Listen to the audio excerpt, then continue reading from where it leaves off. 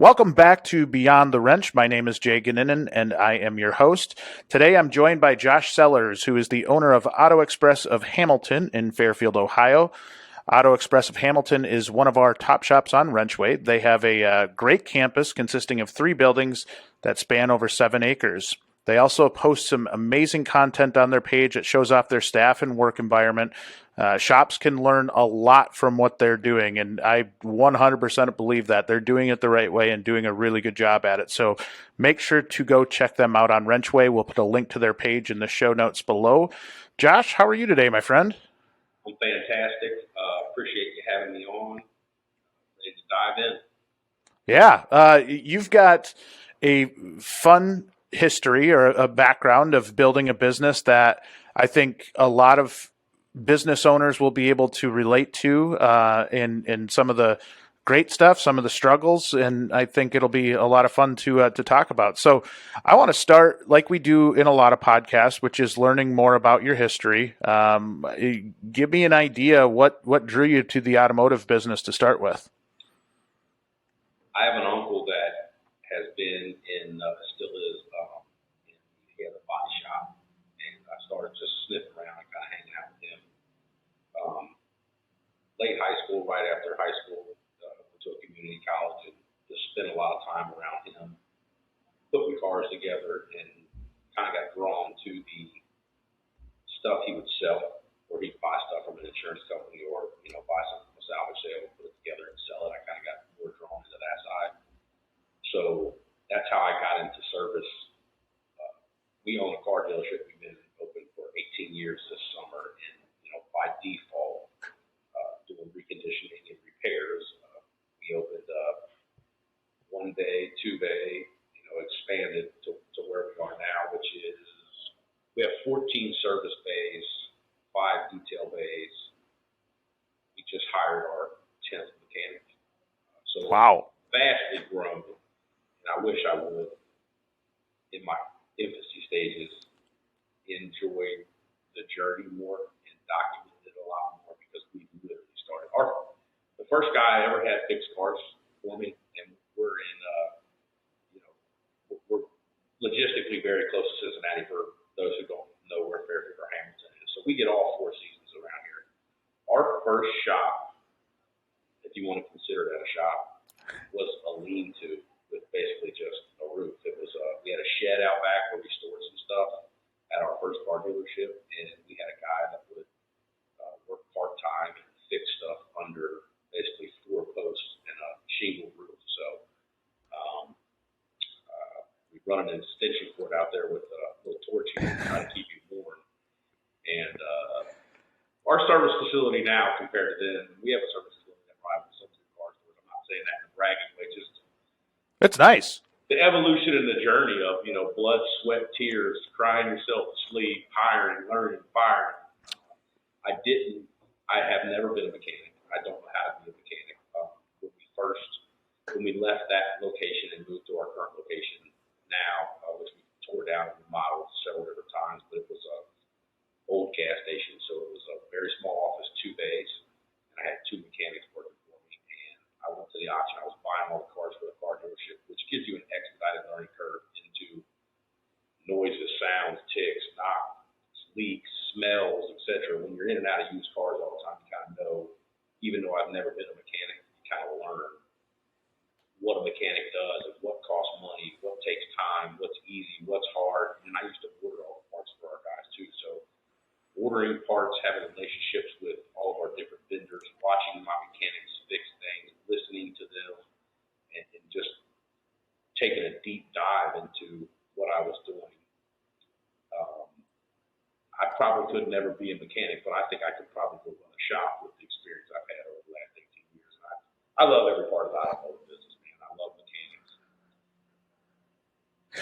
So when you walk me through those early years, because I think it's so we do ourselves a disservice of telling these stories of those early days, because my family went through a similar thing in growing a shop, right? Where those early days, my dad couldn't afford to have any staff, so it was just me helping him out, and I was 9 years old, right? So like, I think to see what you've done now from where you started at, what would you tell your early days self? Like, I mean, like you said, there's nights, the sleepless nights, the blood, sweat, and tears. What would you tell yourself if you were to go back and be able to talk to yourself at like year one? I would have documented the process.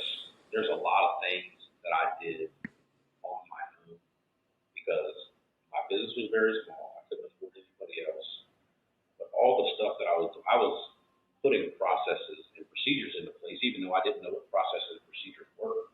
So when I wanted to take a break or have somebody come help me out, I've been doing something for 2 years, 3 years, 6 years, 5 years, whatever it is, and they've only done it for day one. And I'm expecting them to have some type of level of expertise or experience that I do, and that's, just, ignorant on my behalf to have somebody try to step in and do anything the way that I was doing it. And I think I could have documented some of the things I was doing along the way. Also, along with that, they have different groups you can be involved in automotive-wise, 20 groups for every aspect of the automotive business, whether it's sales, fixed op, collections, finance, or for this case, service. I don't know if I've ever been around somebody that has any type of success in my industry that wasn't willing to share. Yeah. And this might exclude your next door neighbor, but when you're doing service, you're not competing with somebody. I don't compete with a service department 6 hours away. So most of the guys are open books, full disclosure. Hey, bug me. How can I help you guys? Here's our training manual. Here's how we hire techs. Here's the type of floor that we put down in our service department. Here's why our bays are this long instead of that long. Here's why we do a drive-through bay. Here's what we do when we hire a tech for the first 10 days. Here's our pay scale. Here's some of the things we do for employee morale, et cetera, et cetera, et cetera, et cetera. Here's our check-in process. Here's our check-out process. Here's our parts ordering process. There's definitely not a need to, reinvent something that's already been created by people that are, your senior in business or first generation, second generation, third generation. There are people out there that would love a kinship, a friendship, and I just have beat those doors down. It took me, year 5, 6 in business to have the confidence to go, around some of my other peers. I was like, I'm just this insignificant little business, and I can't compete. So I got to hire the mechanic that has a bag of tools instead of a toolbox, and calls off 15 times a year because he drank too much. And we're not like that anymore. But I always, sold myself and my business short because I didn't have the confidence. And, now we're competing with the same technicians as everybody else, and our environment is up to par, our pay is up to par. But we didn't start out like that. I just wish I would have been able to forecast a little bit better and understand where I was going, and that was going to take time. And just reached out to other peers in the industry a little bit sooner. I once again, not to reiterate too much, but I've never ever reached out to anybody that told me they didn't want to help me or I couldn't ask them any questions. And I went on trips with my service manager and my GM and text to other industries, and my admin lady has other admin ladies' information, and they share back and forth. And we use this report and they use that report, so we combined them, and now we both have a better report. My check-in was taking me an hour and a half, and this guy's check-in is taking him an hour, and his is better than mine. And there's a lot of that goes on in the industry that we need to take full advantage of. I think that's a great piece of advice to a young person in this industry, is that the more open you can be in that regard, and the more of just you can share your stories, and I guarantee that somebody else has lived them before and can help you out and help you get into a better spot. And,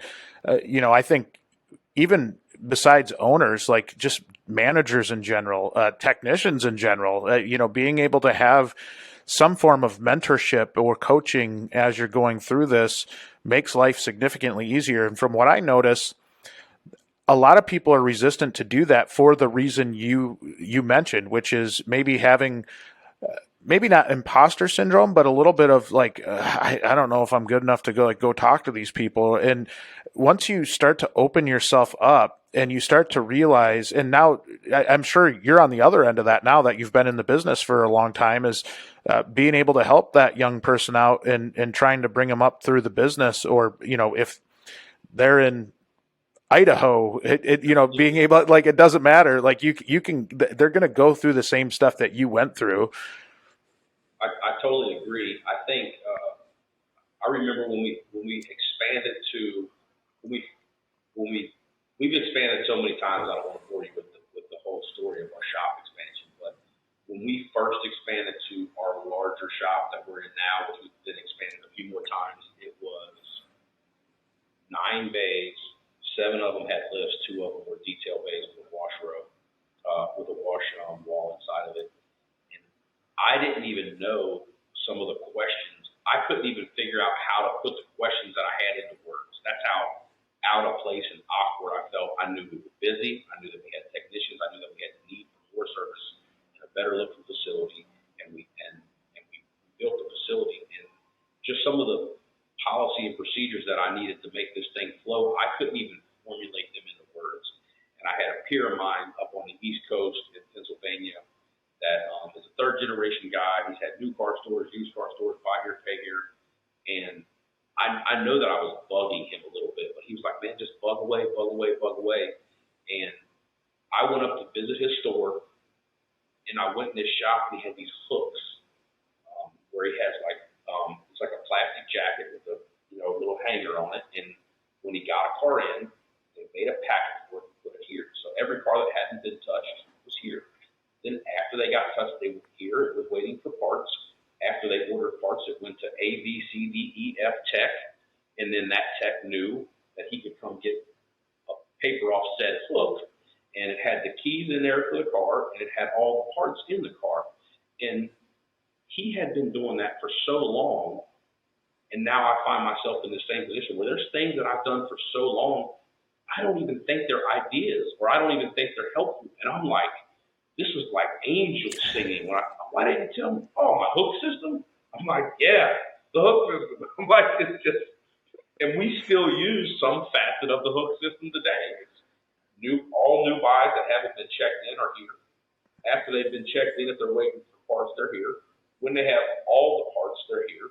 If they have to go to a sublet, so we don't do body work. We try not to do a lot of heavy line. If we're subletting things, some of our vendors, or we need one of our tow trucks to move something, there's just something in place. It's not perfect, but then you can start doing little tweaks to, modify it to your business. Or I had this and they don't have that, so I need this.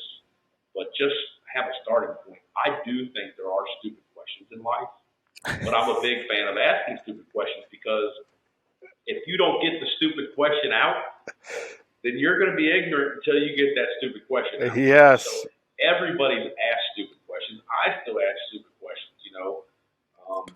Somebody I've been in the automotive business pretty much my whole adult life, so I use acronyms and talk real fast and go a million miles a minute.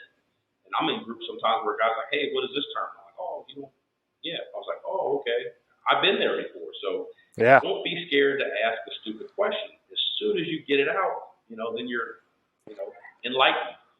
So I think there's so many times, and I'm 100% on board with you there, because if I go to a conference or I go somewhere, I am not afraid to throw up my hand and ask a ridiculous question. Yeah, but it might even be that maybe I understand it conceptually, but I want to maybe understand it in a little bit greater detail. And it's so funny. I think when I've had friends that are that way, where they're very shy from asking what they think is a stupid question, but they don't fully understand it. And when they ask it, then, you can see the light bulb go on for 5 other people in the room, right? Like there's 5 other people that were scared to ask that question. 100%.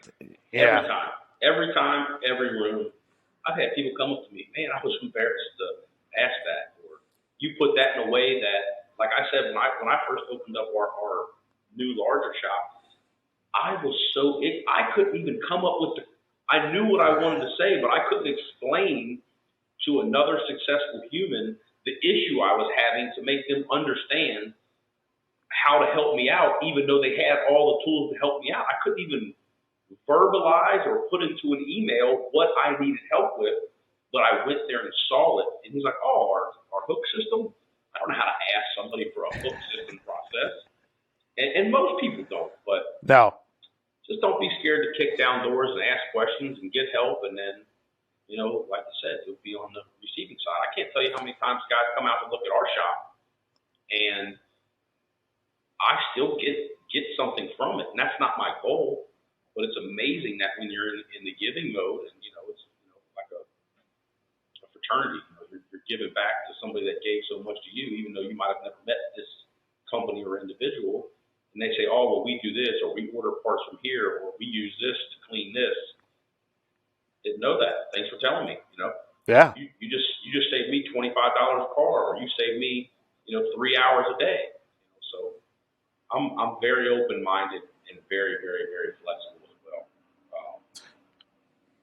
Yeah, I think those questions and your openness to be to ask the stupid question or ask, just to try and understand has helped you out so much, because what I from afar have noticed about your operation is the culture and maybe how forward thinking you are. And I think I enjoy when you guys put videos out. I enjoy when you guys put content out, because normally it's really good at being able to show, not just say, but show who you are.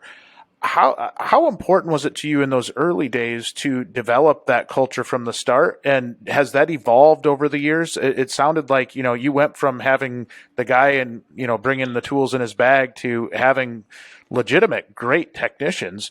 I'm guessing there were some steps that you had to take in kind of your learning journey to get to that point.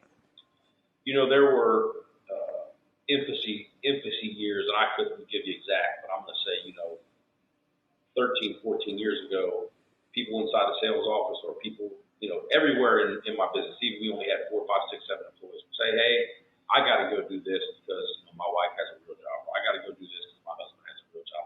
Man, one of the days, I'm going to be the real job. I want to be the real job. So even though we were providing a paycheck, we weren't a real job. We're just some little tiny car lot with some little tiny service department.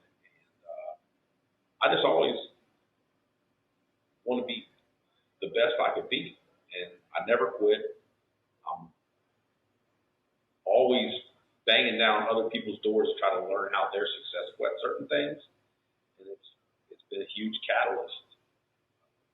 I've had people quit. I've obviously have to fire people, do a lot of hiring and firing, and people come in and out of your lives, and that's part of the job.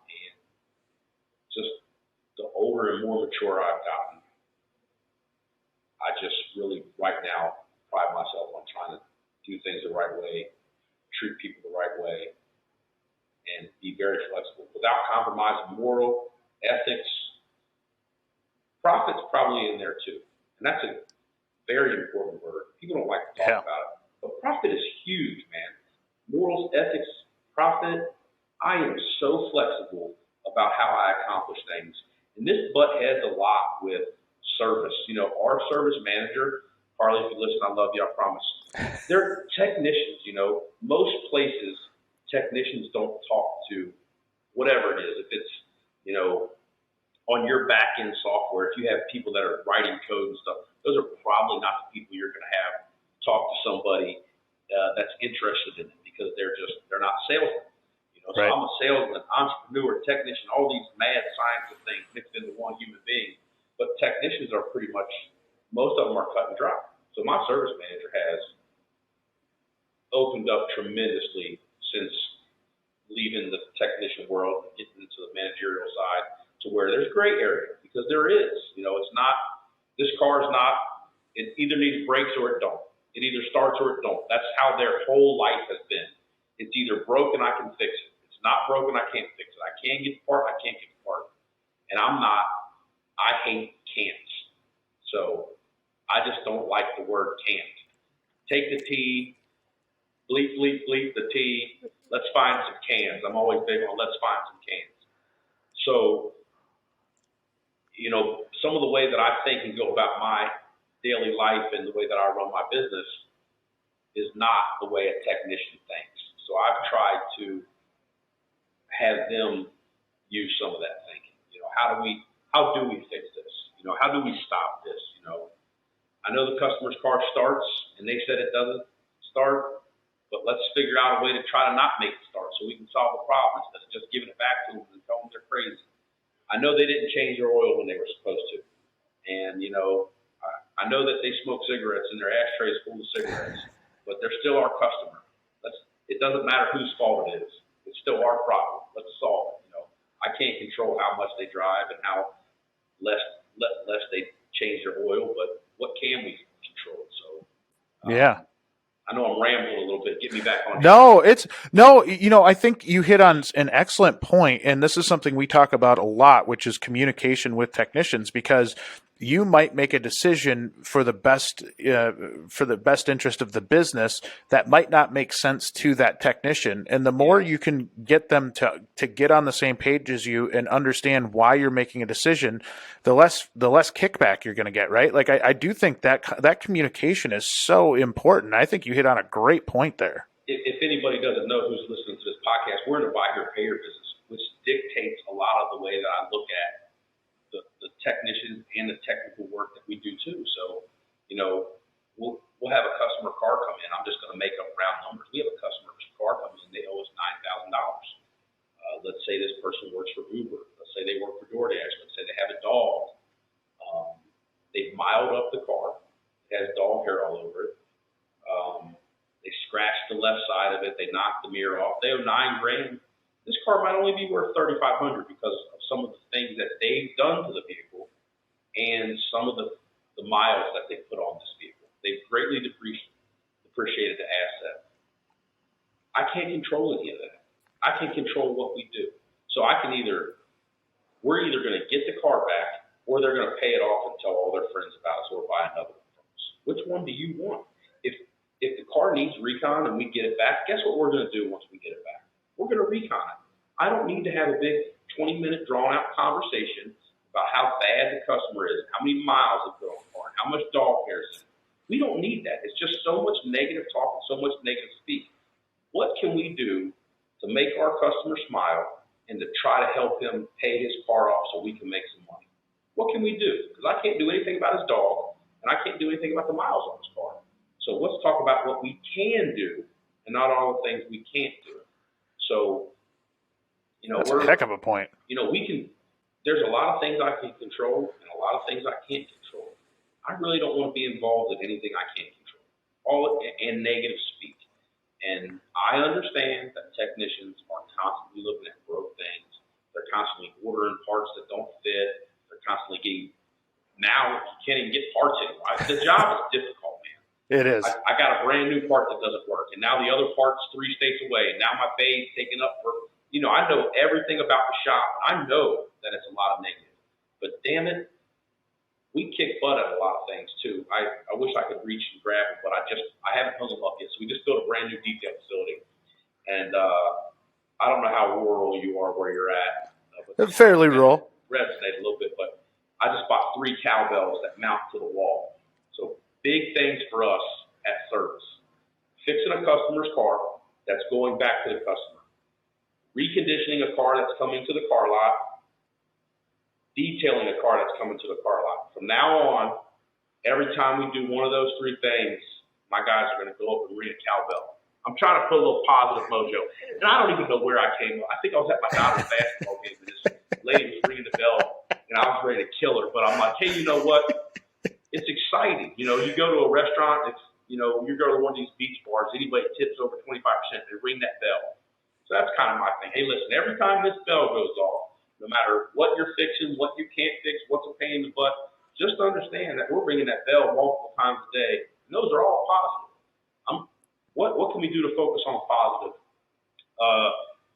Earlier on this week, I had a guy call me that was looking for a job part-time. I've never hired a part-time guy. And I already knew what my service manager was going to say. I already knew. It was it was a CANT. It wasn't a can, it was a can. So And I honestly have never, if you ask me, I'd say I don't know. But one thing I do know is I'm going to have a conversation, because what's the conversation going to hurt? Worst thing that happens is I get to meet somebody who's in my industry that gets to know what type of man I am and what kind of business I run. He gets to see my core values that I have up on my wall, and he knows that I'm a player, and we treat people right, and we have tons of business. That's a win-win-win-win-win, even if I don't hire the person. So this guy he's 50 years old. He's definitely an A mechanic, and he's had 3 jobs. I lost you. Can you hear me? Yeah, you're good. I hit mute. I had a tractor driving past our snowplow. I think probably Wisconsin problem. Yeah, yeah. So we had this gentleman. This gentleman reaches out to me via a mutual connection from a larger car dealership around here that's gone through some downsizing. And I said, I've never hired anybody part-time, but I can tell you I'm open to a conversation. I really loved him over the phone. He comes in, he tells me he's 50 years old. His youngest daughter is about to graduate high school, and his wife's a pretty successful nurse. He had a technician job for 4 or 5 years. He had another one for a couple years, and then he's been with the company he's with for 17 or 18 years. So this is a legit guy who knows what he's doing, that hasn't bounced around the history of his life. He says, I have no problem where I'm at now. They just won't do part-time. They don't pay overtime. I'm working 45 hours, and 2 or 3 months a year they do mandatory Saturdays. And I'm at a time where I don't want to do that anymore. I think his knowledge, his experience, his expertise, and his overall attitude is a value add in a time where it's absolutely just unbelievably difficult to have high-level people. This guy's got a moral compass, too, and that matters to me. I like the guy. Yeah. So we offered him a job. We offered him a job Monday through Wednesday, and I gave him half the vacation time that we give a full-time employee. And I said, hey, listen, if there's ever a scenario where something's going to get stuck on my list, I need a team player that's going to stay later, come in on your off day to get it off my list. This is going to happen a few times. I don't want a car on my list for 3, 4 days. Completely understand. I said, also, I need you to be able to go slow. We pay hourly. Some play flat hourly, shirts and skins. We pay hourly. I said, if I had the opportunity to stick a greener guy or somebody who's a level or 2 below yourself, how do you feel about that? Love doing it. Don't care how much it slows me down as long as you don't care. And I'm like, if I got 2 C's that turn into a B over 2 or 3 years with this guy, his part-time pays for itself times a million. So my service manager, as soon as I text him that I was interviewing a guy, he comes back with all these can't. And then he says, you own the place, and I know I know you're sharp. I'm open-minded. And I'm like, thank you. Thank you for being open-minded, because I don't want to hire a guy that he doesn't like. I let him run his own department. I don't want to hire a guy that he doesn't like the hours or doesn't. I would never do that. Even if I like the person, I'm not going to overstep somebody who I put in a managerial position, because I'm expecting him to run that, not myself. So we both had the same opinion after we interviewed the guy. He's too skilled and too good of a person not to have inside of our business. And we decided to bring him on board. And if you had asked me 2 years ago would I hire a guy, I would have said no. Now I'm to the point where even if I think no, I still want to have a conversation, because I call my sandbox. Anybody in my sandbox that sells parts, fixes cars, owns a mom and pop shop, cousin's a mechanic, buys cars, anybody that has anything to do with anything automotive, I want them to know who Josh Sellers is. I want them to know who Auto Express of Hamilton is. I want them to know what kind of business we want. I want to know what type of reputation we have, and I want to have a relationship with them. If it's somebody that I don't think I can do business with, nothing's going to happen by me introducing myself and my business to that person. In John, who owns a small garage on the other side of town, who isn't organized enough for me to sublet through, and isn't looking for a job, what happens in 7 years when he doesn't want to own his own shop anymore? I'm going to be his first guy. What happens in 3 years when he starts reading books and gets organized? Now John can do my motors. Nothing bad comes out of meeting and introducing yourself to other people and learning from others or letting others learn about you and your business. And I want to continue that in everything I do. We're pushing hard to get 1,000 schools on WrenchWay, and we need your help. Auto, diesel, and collision instructors across the country use WrenchWay to share what's new with their program, build and manage industry relationships, and request resources from shops and dealerships that can help grow their program. Schools can request things like shop tours, tool and equipment donations, advisory committee members, and more. The best part? It's completely free. Know of a school that should be on WrenchWay?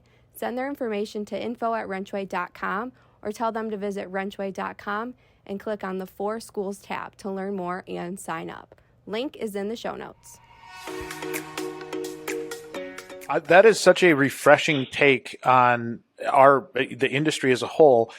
I look at what you had just said with the bringing an individual in part-time 3 days a week, the impact that could have on a young person. I look at all of these shops out here where we have a significant problem in our industry. We don't have enough people in our business, right? We don't have enough people to fill all of the open spots that are out there. By you doing that, you've kept somebody in the industry who maybe could have went and just, worked some other type of job altogether, and done something different, but has a ton of knowledge in our industry. And you were flexible enough with them to be able to bring them in and to even have the mindset to be open-minded, and to even have that possibility is huge. But then you start to realize those other benefits that maybe you wouldn't have seen otherwise, right? Like you bring them in and they are starting to train some of your young people and getting them upskilled. I just absolutely love what you just said there, because I think our entire industry, whether it's a dealership, independent, fleet, does not matter. If we can get those types of people and be a little bit more flexible with them, I think we open up a whole bunch of more opportunity, a whole bunch more doors. I don't know. I'm pumped about that, because when you said that, I'm like, yes, that is, I think, the future of our industry. We're going to have to be a little bit more flexible. Yeah, and that's, we talked about controllables and uncontrollables. I can control if I hire somebody part-time or not. I can control my hours. I can control the days we're open. There's a lot I can control. I can control what I pay. I can control what I allow, what I don't allow. So, I'm real big on the reason that we have success. The reason our WrenchWay page represents itself the way that it does is 100% because of my staff. I don't do it, but I let them know that it's a big deal to me. And then I try to provide them a work environment that they want to say and do the things that they do on WrenchWay and represent our company in that way. So all the credit to my staff, but there's certain things that are a big deal to me, and I love when our staff talk about each other, and then if they mention our business, great too, but it's talking about the health and the relationships that they have. I watch some of that videos they put on WrenchWay, man. It almost, tear jerks me, man. I'm like, holy cow, man, you guys freaking rock. And I go tell them that too. Hey, Chipotle bar is coming in on Friday. Next Tuesday I'm buying pizza. Hey, let's everybody come in, cut you out of here at 3 o'clock on Friday. Whatever I can do. So, we do have to get cars. We do have to make a profit. A lot of things have to work for me to be able to do some of these things. But, I love my people. I think they know that. It matters. I don't run the day-to-day of the shop. I'm not in there, 8 hours a day. But the guy that's in there has spent years with me. He's now developing a guy. And then on and on and on it goes. Same with the part-time guy with a lot of experience. We, tried to dive into some of the schools. We struggled with it a little bit to try to get some of the younger kids out here. And I think some of the younger kids, they're not set on being a technician. They go make $16, $17, $18, $20 an hour working on Saturdays at Home Depot right now. And, it's hard to pay $20 an hour to a kid that maybe can change oil. It's just really hard. Yeah. And we're not the type of, we don't have a oil change bay at our shop. We're not open to the public. The only cars we fix at our shop are the cars we sell and the cars that we have under warranty, and it's keeps us busier. My mom's car broke down. I fixed it, but I give her my credit card and tell her to go to a new car dealer, and I just pay for it. It can't come here. We're way too busy. So my service manager's like, hey, this kid's going to fall us down. I'm like, let me give you the worst case scenario. We get a kid that comes in here, and as long as he's got a good attitude and wants to work and learn, say he works with us for a year and leaves and never is a mechanic again. Say he works for us for a year and goes and gets a job somewhere else. If we add value to one of those guys' lives, we're never going to lose. We are never, ever, ever, ever, ever going to lose. Plus, I know the environment and the humans he gets to interact with. It's a value add to him. Maybe we get something back, maybe we don't. I'd be lying if I didn't tell you at some point in time, I hope I can turn one of these guys from a $15, $18, $20 mechanic into, in 25 years or 15 or 20 years, my service manager retires and they're morphing into his role where they go from an oil change guy to a lead tech, and we were some part of that. I'm all for that, man. I want to be involved in that. I want to be that type of place. I don't want to be I have to get everything out of the relationship. It has to work only for me right now.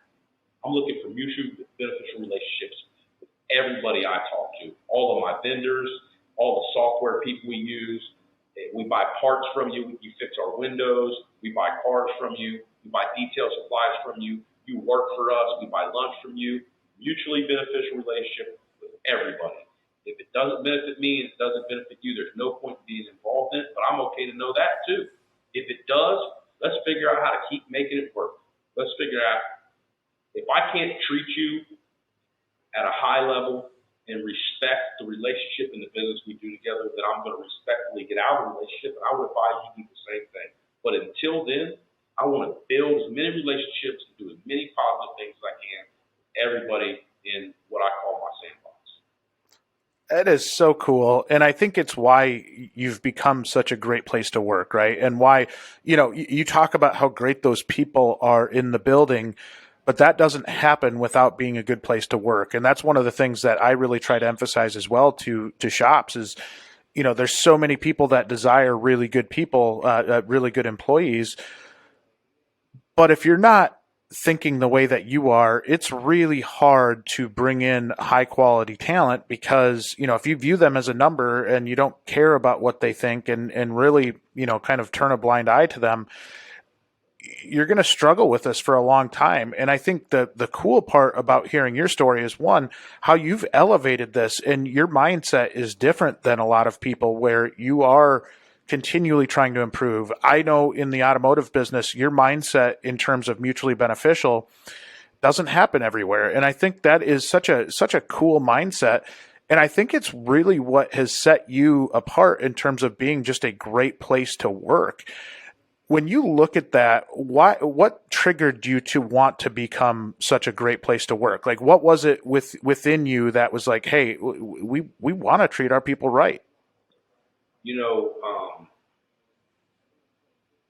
I have not been like that my whole entire life and just wasn't mature and responsible enough and respectful enough to be that type of person, And the older I've gotten, the more mature I've gotten. It's just a restored sense of values and morals, man.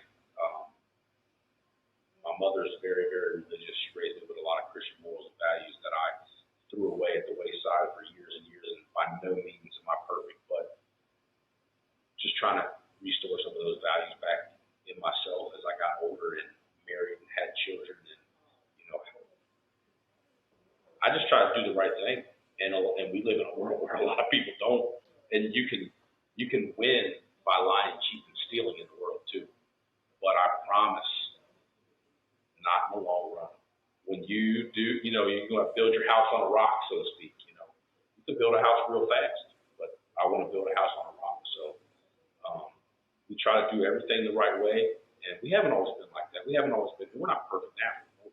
I don't think it seems like that, but you don't have to be moral and you don't have to be ethical to run a business, but we try to be those things too.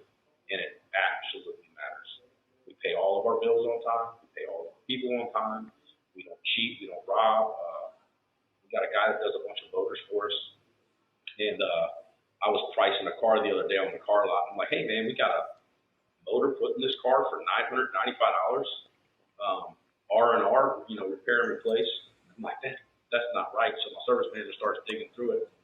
And the guy who does all of my motors, he didn't charge me for the motor, just the labor. So he's a one-man shop. His wife does the billing. Great guy. No disrespect. I said, call Dan and, tell him you owe him whatever, $1,800 for that motor. And he would have never picked it up. I'll do that 100 times out of 100. That's not my money. And I want it, even if he wouldn't do that for me, I'm still going to do it. That's another thing that I'm big on too, is I'm not going to let somebody scorn me or change me. Bad employee, we've been stolen from, financially, time-wise. We've had all the bad things happen that most businesses go through on a journey to success. And I just don't let anybody change me. If I had a vendor that I didn't think was the same way, I might not do business with them, but I'm not going to change the way that I do business. So, and guess what I'm teaching? My service manager to do that when I'm not there. My sales manager to do that when I'm not there. I'm in line at a carnival with my kids, and it's free for 5 and under. My daughter's 6. She's 6. I got to pay. I'm teaching my kids that way. I know I can sneak them in. We're not doing that. Doing things, not lying, not cheating, not stealing, doing things. I don't feel like I'm that smart of an individual.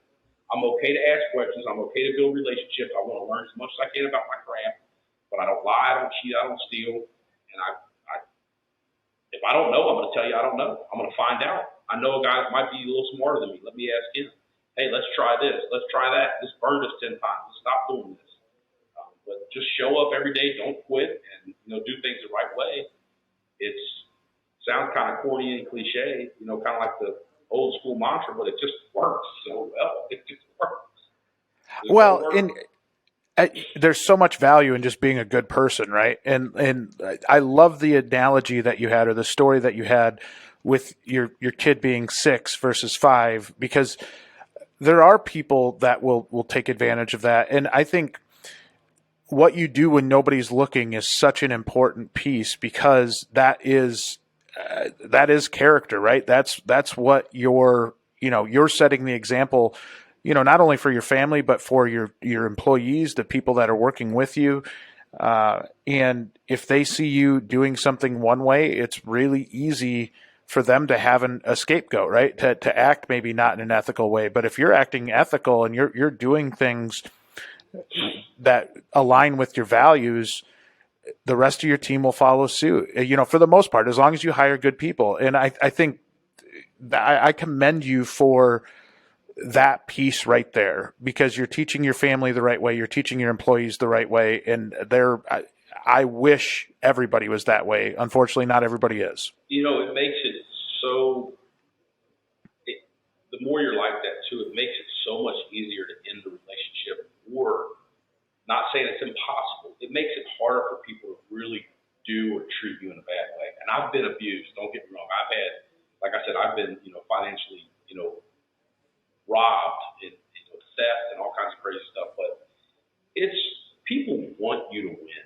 and I don't go into it with that, like, hey, if I do this, but if you help people get some of the things they want, whether it's money, time, if you're helpful, mutually beneficial in a relationship, just by default, they help you win. And I think that, none of our employees are grimily talking about us, or, because they know what kind of place we are. They know what kind of people we mess up. Everybody that works here is a human. There's a lot of humans involved, and we deal with parts and cars, and there's a lot. Stuff goes wrong every day. Every day. All we can do is fix it. I don't care whose fault it is. Our fault, not our fault, AutoZone's fault, O'Reilly's fault, the motor guy's fault, the transmission guy's fault, nobody's fault, the weather's fault. It's all we can do is step up to the plate and do the best we can, and know that we are never going to stop making mistakes, but we're going to, constantly pursue greatness, knowing that we're probably never going to achieve it, but we're never going to stop either. That's really inspirational stuff. Thanks for listening to Beyond the Wrench. We'd like to take a minute to talk about this week's sponsor, Jasper Engines and Transmissions. Okay, your customer's engine or transmission has failed, but now is not the time for them to trade in their vehicle, not without a working engine or transmission. Besides, would they have kept their vehicle another 3 to 5 years if their engine or transmission had not let them down? If you answered yes, then Jasper Engines and Transmissions is your choice to give your customer vehicles new life and many thousands of miles of enjoyable driving performance. When considering the high cost of a new or newer used vehicle, there's a pretty good case to be made for replacing a drivetrain component that has failed or is delivering poor performance. Rather than trading in their car, truck, van, or SUV, install a quality remanufactured Jasper product for less than your customer would have to invest in a new vehicle or a newer used vehicle. Check out their website at jasperengines.com to learn more about the money-saving value of Jasper. To work. Now, when you work with your staff and you're talking with your staff, how important is it to listen to them to gauge where you're at, right? Like when you're going through and you're trying to make these decisions that are in the best interest of your business, how important is it to sit down with them and just kind of gauge where they're at? Probably something I need to be a lot better at. I have,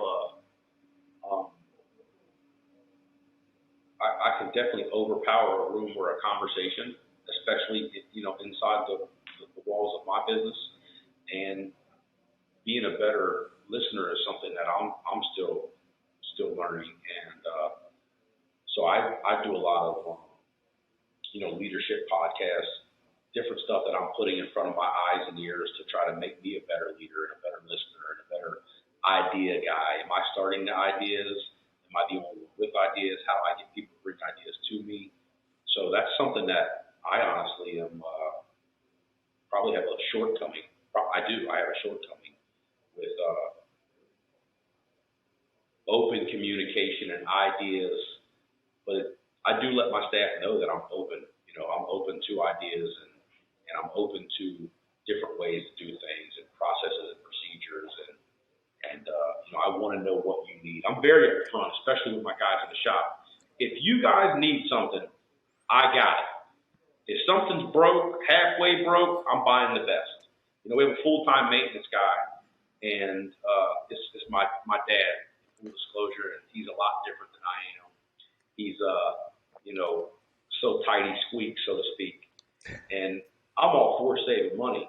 But like if I got something going on at the shop and we had a garage door that was not functioning right. Well, the garage door opens and closes so the cars can come in and out. I don't care how much. Matter of fact, pay double. I need it done right now. I need it done right now by a company. I got a guy that's going to come out. He said he can do it for $300. They wanted $800. I'm like, the guy that wants to take $100 can do it today. Tell him I'll pay him $1,000 if he can do it right now. So I'm not cheap when it comes to my business. I'm not cheap when it comes to my employees. I'm not cheap when it comes to my facilities. That's funny because I'm the same way as you that way, right? Where I just want to get it done right. My dad is, I remember growing up, if I took my car to a car wash, he would freak out on me. Like, we have this shop and you're not washing your car down here? Like, you idiot. Like, what are you doing? Yeah. Like, just, and I'm just like, I can go through, wash my car and have it done and be done. Right. And so it's funny when you're saying that because I'm very similar to you. When you're talking about the communication side, I want to revisit that because one thing that I think is interesting, those of you listening can't see Josh, but Josh, I'm guessing you could be perceived as an intimidating guy, right? Like you got the bald head, the tattoos, like you've got a lot of stuff that I think could happen. Like if you're in that conversation where that could almost intimidate somebody, right? Have you ever considered that when you're sitting down and talking to somebody? Because it's such a weird question to ask. I'm not a very big guy, but yeah, I've had people tell me, man, I'm 5'6" and intimidating. I'm like, I can overcome it with the way that I do or do not speak, and that's something I've had to learn how to do. Yeah. So, disarming a customer. We talk to customers all the time, and we're in a buy here, pay here business. So when I first started out, I did everything. I bought the cars, I helped fix them, I washed every single car. I talked to customers. I dealt with repossessions, redemptions. I ran titles. I went to the bank. I did it all. And I always told my staff in the early days, I said, it's hard for somebody to hit you in the mouth if they got their hands in their pocket. So my job is to get your hands in your pocket. I'm not looking to pick a fight. There's not a whole lot of, I guess, unless you're a prize fighter, there's no money in my industry in fighting. But yeah, I can be joking when I need to joke. I can be serious when I need to be serious, but I'm definitely all about business.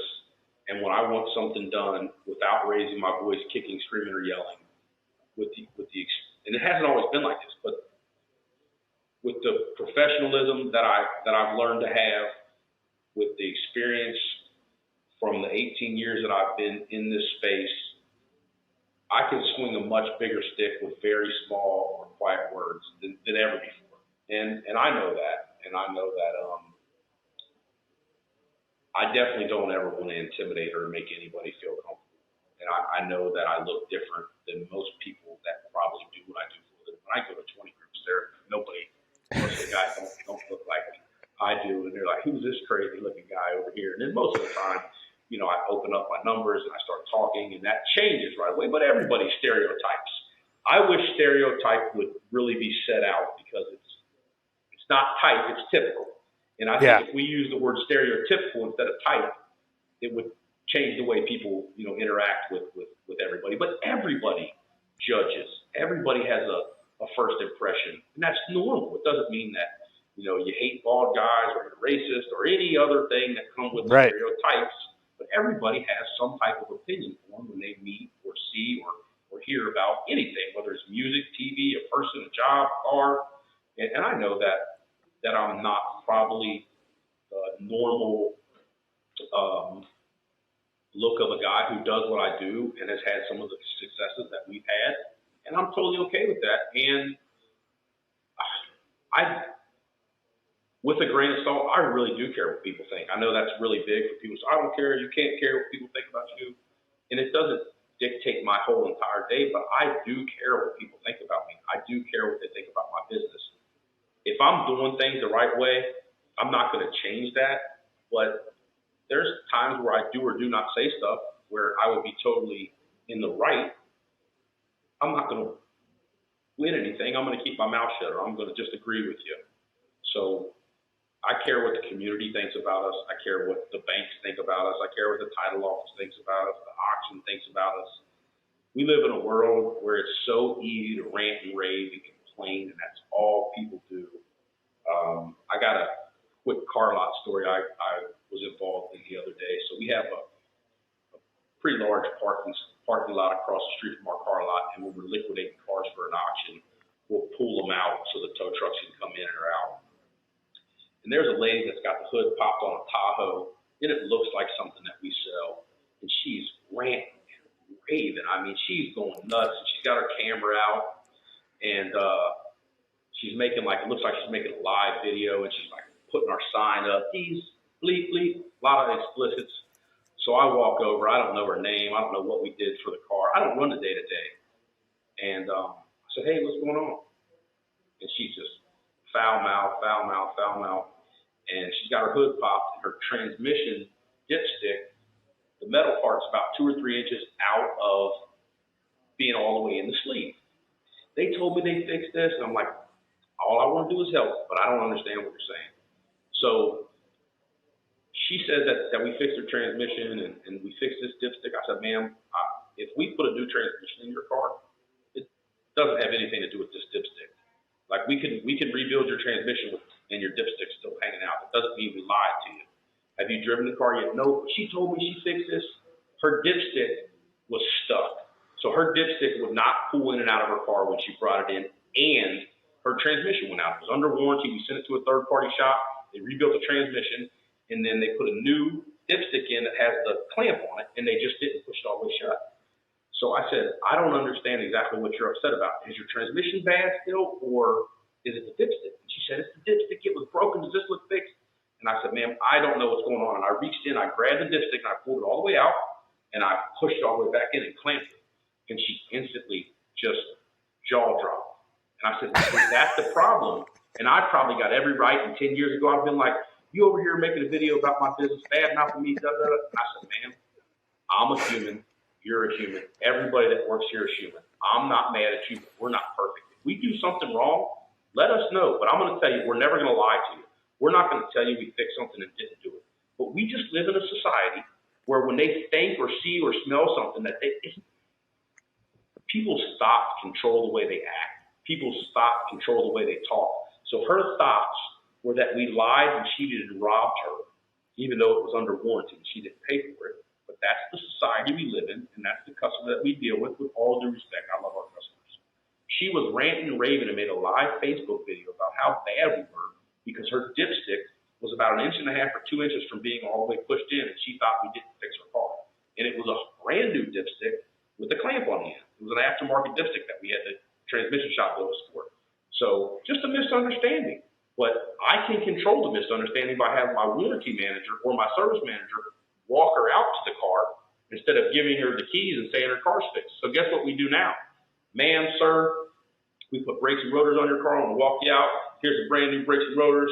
The back didn't need them, the front did. Or hey, your car went to XYZ shop because we don't do transmissions. Your transmission was rebuilt. It got new filter, new fluid, and you should be good. We drove your car after we got it for 15 miles, versus giving them the keys and having them walk out. Anybody that works for me would have walked that customer out to the car. That would have never happened. So we didn't do anything wrong, but we learned how to be better. And I'm glad I got to witness it. What a great lesson. I mean, just in general, like you talk about process, and that's a piece of process, right? Where you learned something and then took that and changed the way that you're doing something as a result. And you turned what could have been an incredibly negative thing. I mean, you see it with police officers right now, right? Like in like when they're pulling somebody over, something goes awry and somebody's got it on video and it doesn't look great. Yeah. Like that could have breaking the law, so I'm going to videotape you. Yeah.